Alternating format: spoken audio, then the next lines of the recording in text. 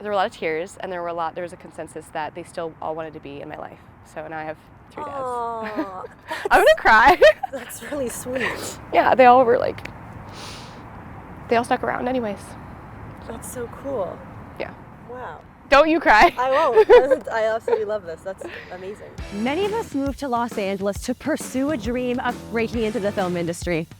We get to know our beloved characters on screen, but who is the person behind the camera? I'm your show host, Olivia Lyle, and welcome to Coffee and Conversations. Moriah, welcome. I'm so happy to have you here today. Thank you. I'm excited to be here. You look very beautiful in your dress. Thank you. It's so funny. They gave me this from this random game show I did, and I didn't like any of my clothes. So they went out and bought this. They were like, Yes. So they gave me this. Free stuff. Love our free stuff. Yeah, they let me keep it. I was like, this is great. This is great. Before we jump in, we always like to ask our guests what your go-to coffee is. Can I do a matcha? Absolutely. I'm more of a matcha girl, but not warm, because it feels like it feels too green to me, which is silly. But I like the point. I like a bunch of sugar and then matcha and then ice. So Yum. that's my drink. Yummy. Do you have like a local cafe that you go to? I like to go to this place called Bloom. It is individually operated, like it's like independently owned by like a millennial aged group, and I really enjoy them. And then he has his mother in the shop there, and she does floral design. So you go in, and then she has this little flower set up where you can buy flowers. You can also buy coffee. It's the cutest thing. It's very cute. Cute. Okay, I'd love for you now just to share your heart with us and tell us who you are, where you're from, and what you do. I guess to break it down, if I had to put it in 3 words, I would say, and I would hope that other people would describe me the same way, I would say I'm vivacious and bubbly and determined. I'm originally from Arizona. They call it Prescott, but I call it Prescott. Okay. That's a town or a city? It's a town. It used to be a lot smaller. Yeah. It's gaining in popularity because it is very, very beautiful. But I was born in a place called Sholo on the Indian reservation. And that's just where the hospital happens to be. And then I was adopted before birth. And so the family that lived in Prescott adopted me, and then that's where I ended up growing up. Okay. Yeah. Very cool. At what age did you move to LA? I moved here when I was 26, purely to pursue acting. Yeah. And that was after I spent a significant amount of money getting my pre-veterinary degree at ASU. And then I was like, I can go to vet school anytime, any age, and revisit that. But then this, I feel like it's best to do it younger and before, kids, before marriage, before things get really heavy. Yeah. So that was my thought process. Okay. So at what age did you start acting or performing? That's a good question. I did some acting and modeling when I was in college to kind of help pay for things, but I was genuinely terrified of performance in general. Like I'd be the kid who, do you remember when they had us all do like the group performances? Yes. And then some students would like be in the front. Of course. I was not that student. You were in the back. I was in the back. Yeah. And I would wear my hair I remember I'd wear it like this. So shy. To keep people from looking at me for the longest time. And then I think I grew up and I realized that I think the world accepts you for, the way that you accept yourself is reflected in your world. And I think that was something that became very clear to me in later adulthood. And so it gave me kind of the courage to do this because I was always interested in it, but I was terrified of it when I was younger. Still terrifies me a little bit. But. Absolutely. But it's that adrenaline rush that is addicting as well. Yeah, you learn to you learn to love it. You learn to love the ride. So acting is now taking the front burner and the veterinarian is in the back burner. Yeah. Oh, cool. Yeah. That's good. You have two options and 2 paths to explore. Yeah. But the more I'm out of school, the more I'm like, wow, I would have to go back and do math. Yeah. And science. Yeah. Academics. Yeah, I don't know. Like a true artist. We'll see. Yeah. Okay, amazing. I want to talk about the game show that you were on, the floor game show. Oh my gosh, yes. Let's get our first duel of the night started. Gauze? Pacemaker. Pass. I don't know what that is. See why The Floor is America's favorite new game show. That sounds so much fun. I would love to be on a game show. Tell me how that all came to be. Well, it was really fun. It was as fun as it was stressful. Yeah. So it was actually a fluke.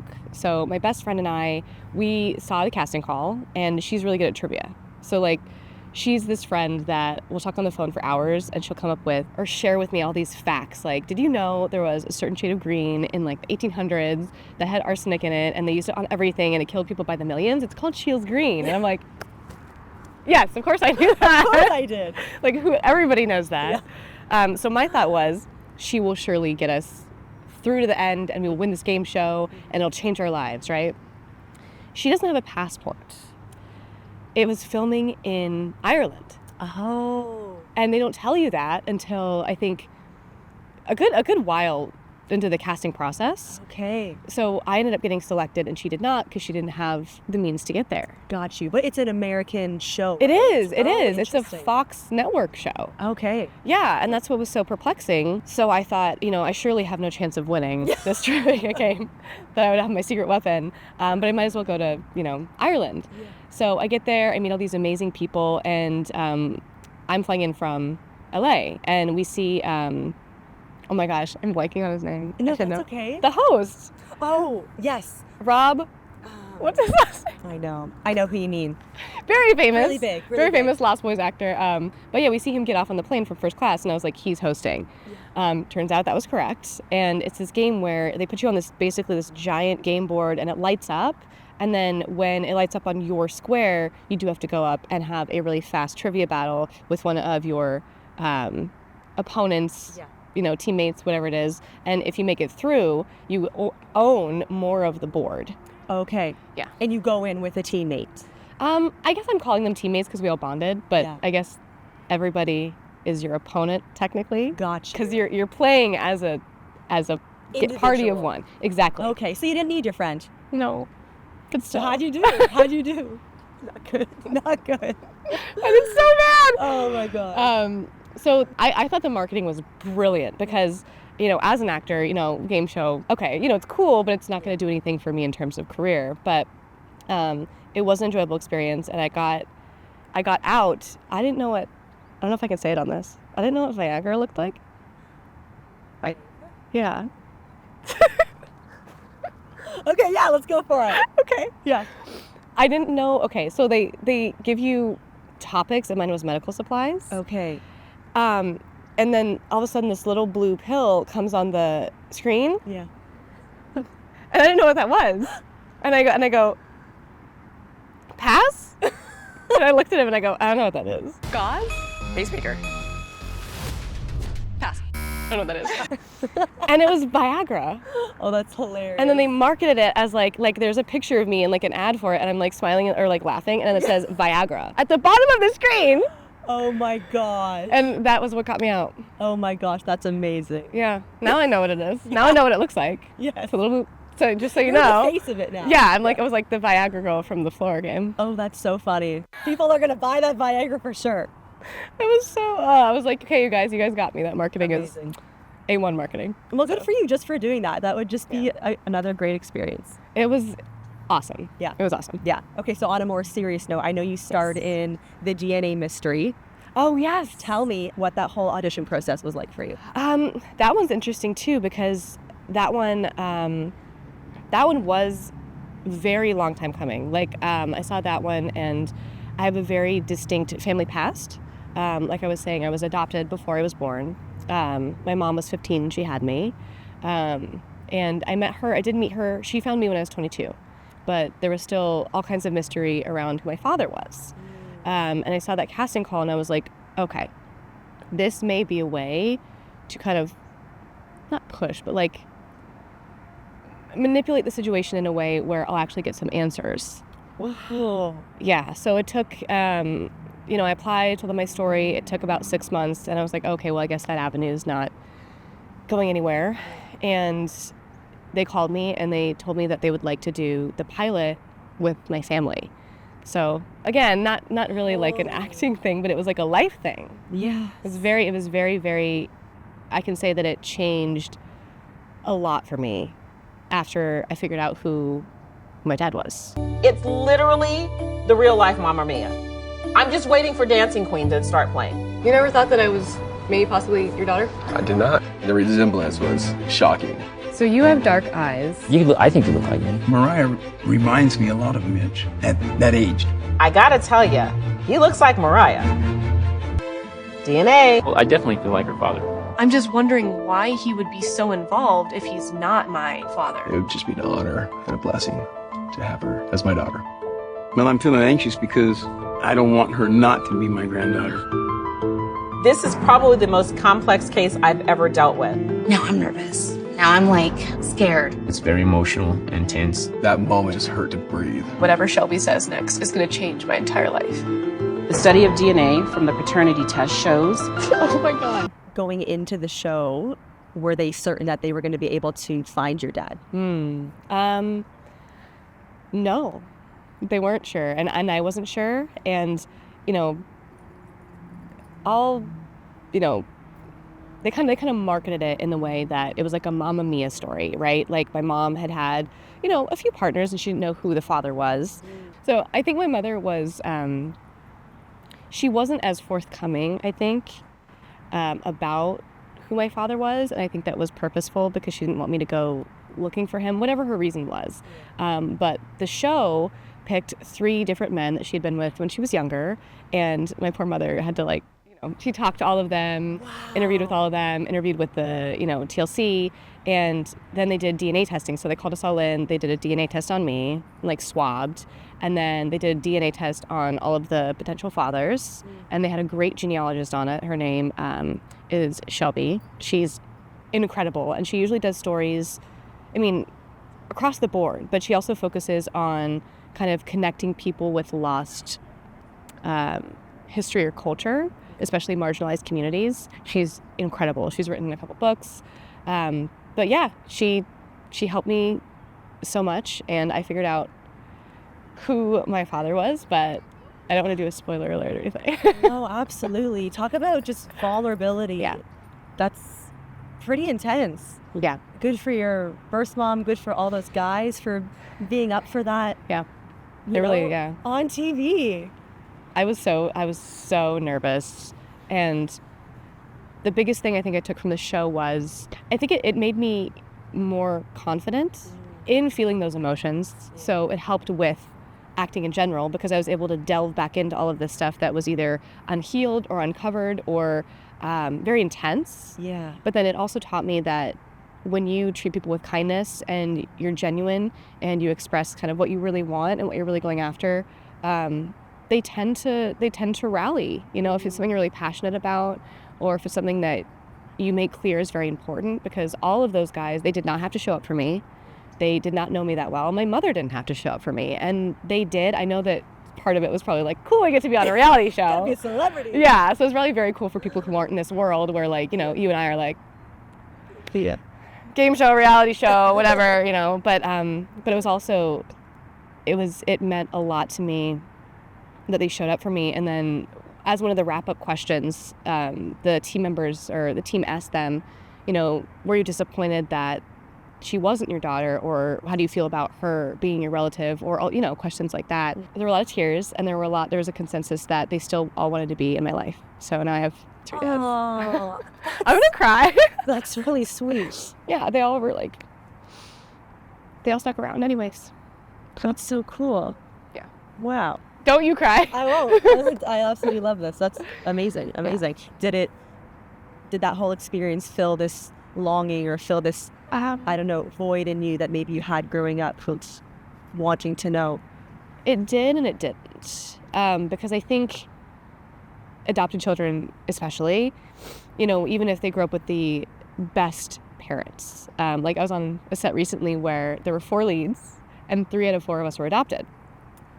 And studies do show, back this up, that adopted children still feel like they don't really have a really rooted sense of identity. So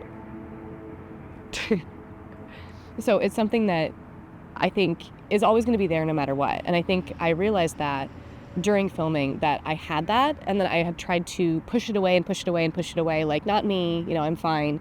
But it did. It gave me a sense of kind of where I came from, of course, and where I wanted to go, and how I did and did not want to be like certain people, or I didn't want to do certain things or make certain choices that they had, because there's also a lot of drugs in the past with my family members that I think have prevented them from becoming the people that they want to be, or that I know that they are, which is also another sad layer of that filming experience, to see how that affected their lives and then who they could have become and who they are now. Even though they're wonderful people, I think there's so much more to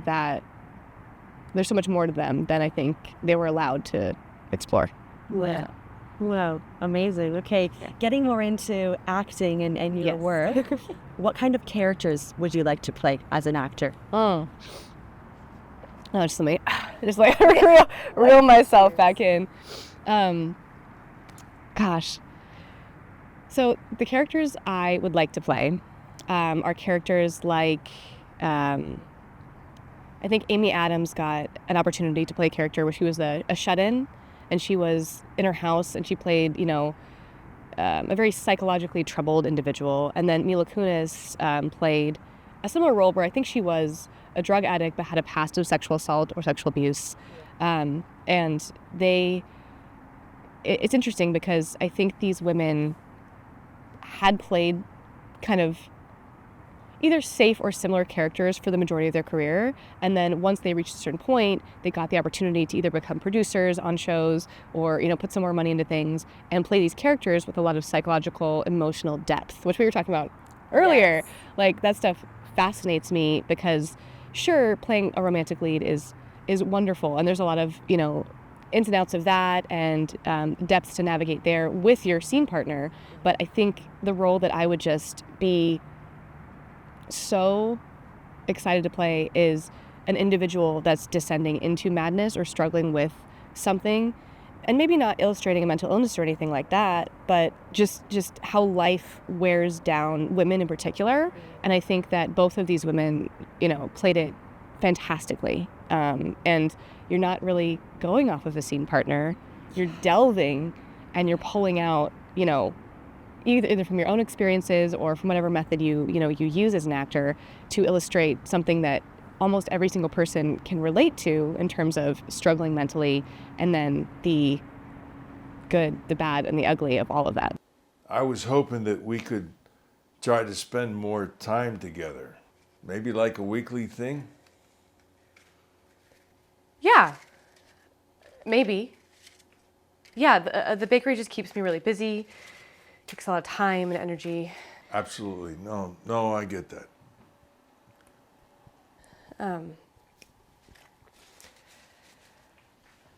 How's work?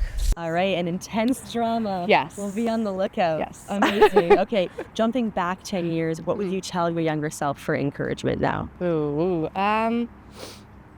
10 years. This is probably going to be a little cliche, because I'm sure that, as actors, it's something a lot of us experience, especially starting out, is you absolutely cannot put weight in the words of people who have not done what you're doing. And you cannot listen to the advice of people whose life you don't want, right? It's always the people who don't necessarily have any right or experience or background in what, we're doing, but they definitely have opinions. And that's kind of, in politics, that's in acting, that's in, marriage, that's in relationships. It's always, very rarely is it people that are successful or, in a space where you would want to be, because they don't have the time. Two, it's very rare that a person who's experienced and has done well for themselves and is successful is ever going to stoop to make you feel bad about trying, So I guess to sum it all up, you can never, ever, ever listen to people that make you feel bad for trying. Mm-hmm. Whatever it may be, as long as it's legal. As long as it's, above board. But yeah, it's so common to see, with people with more unique lives or unique life paths, to get a lot of flack and hatred and, negative feedback when they really could use the opposite, because it's a path less traveled. It takes courage. Okay. It does. We're going to end off with just a couple of fun, quick questions, okay? Favorite place to eat in LA? Somebody took me to Sun Cafe once, and it's in Studio City. and it is a vegan place, but it doesn't feel like a vegan place. Okay. Like, you know, like it has an incredible menu, an incredible ambiance, and they're also nice, and it's just something that it feels small town or like your hometown cafe, but it's vegan and it's very city. So it's an interesting. Sun Cafe. Yeah, Sun Cafe. Noted. That's my favorite place. Favorite vacation spot? Ooh. Well, it's certainly not Ireland. Unfortunately, even though that was a very fun experience. My favorite vacation spot is probably Surf City in El Salvador. Amazing. Okay. And lastly, what's your favorite hobby? So I don't know if you can call it a hobby, but I enjoy, so I volunteer with the local shelters. So I used to volunteer over at East when I was closer to there.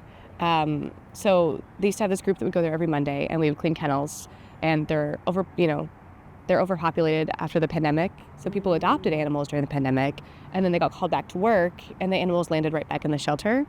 And being somebody who was a vet tech and went to, got her pre-vet and wanted to go to veterinary school, it still holds a very special place in my heart. So I guess volunteering. I love that. Yeah, That's cool that you're no longer pursuing that as your main career, but you still get to dabble in that. I can't stay away. Beautiful. I can't stay away. I have 6 animals in my house right now. In my studio apartment. Oh my gosh, crazy. Yeah. Okay. I have loved getting to know you. Thank you. Thank you so much for joining us here today, and I'll definitely be on the lookout for you in a really intense drama one day, okay? I hope so. Thank you so much. I enjoyed being here. This was super fun.